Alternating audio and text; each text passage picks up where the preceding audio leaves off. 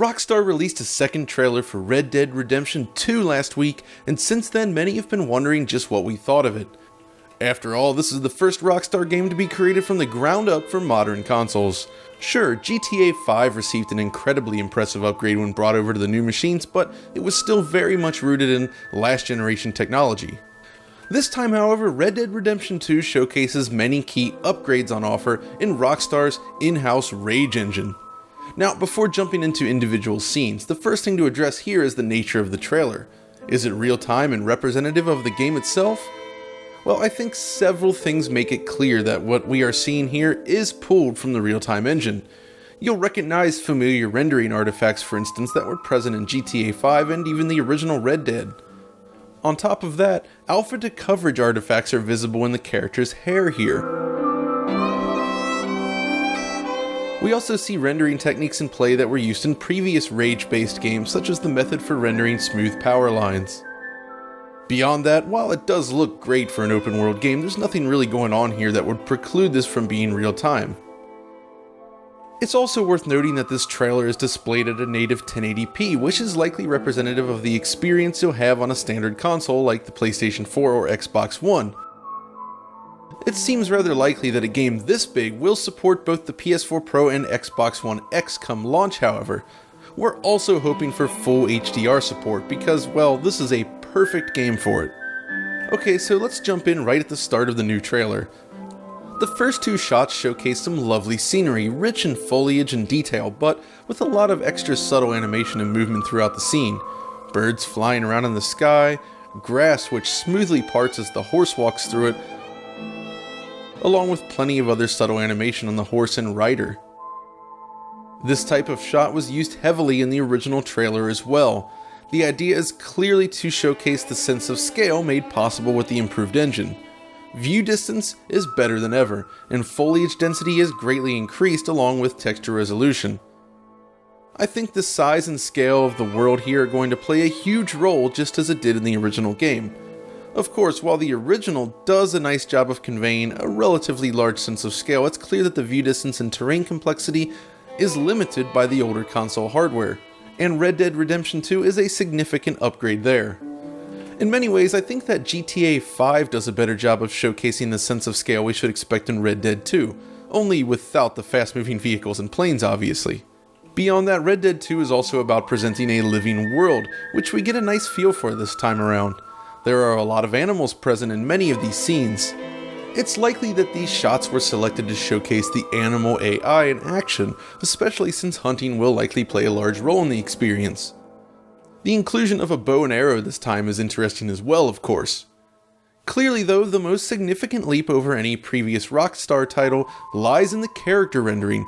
The models used in this trailer are remarkably detailed with excellent skin shading, realistic facial animation, smoothly rendered hair, and eerily realistic eyes. The facial capture in particular really stands out here. Rockstar has impressed before with games like LA Noire, which mapped real actors onto polygonal models to great effect, but the actual model detail was somewhat lacking. It's not clear yet how these facial animations are being implemented in Red Dead 2, but the results are certainly promising. Check this out, right as he finishes speaking, for instance, you can see his eyes twitch in a remarkably realistic manner. It's the type of detail that really helps sell character interactions. I also appreciate the way Morgan closes an eye while firing off these revolvers in this scene. Very cool. The details continue right down to the mouths of the characters with detailed teeth and tongue models within. Then there are the clothes. Materials have clearly received a boost this time, with fabric losing the plasticky look of the original game. The increased polygon count helps smooth out some chunky edges, and the resolution of the textures helps better define the character models.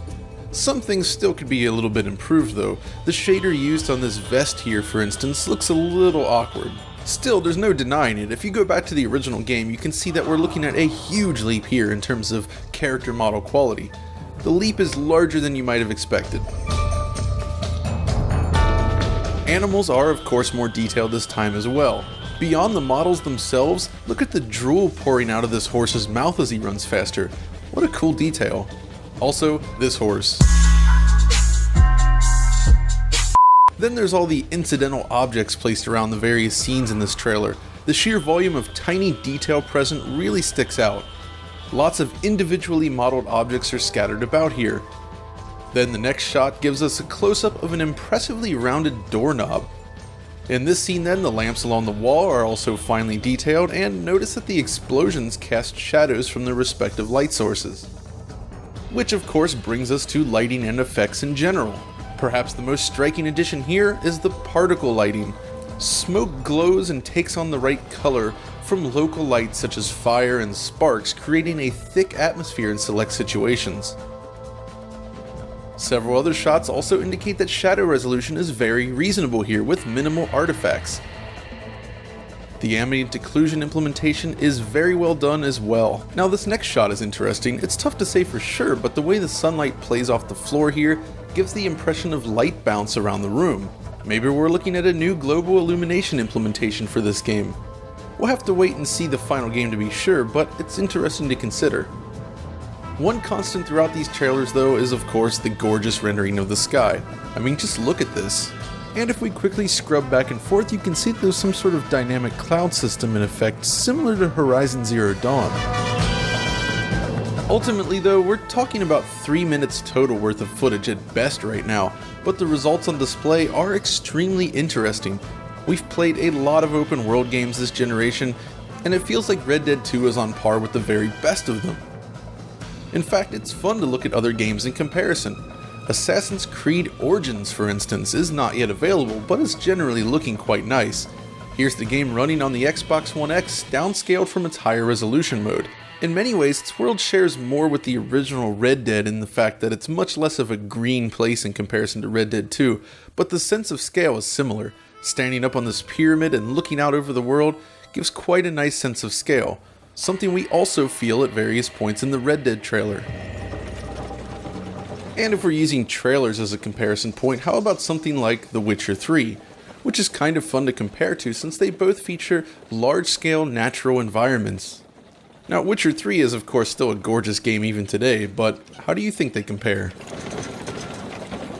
Okay, so returning back to the original question posed by our Twitter followers and the like, yes, we are impressed with what Rockstar has shown thus far. Red Dead 2 has a unique style all its own and is shaping up to be a gorgeous open world game. There are still areas where we could see room for improvement, of course, but overall, Rage is looking great on current generation systems. But that's all for now though. If you enjoyed this little trailer analysis piece, be sure to let us know by liking, subscribing, and following us over on Twitter.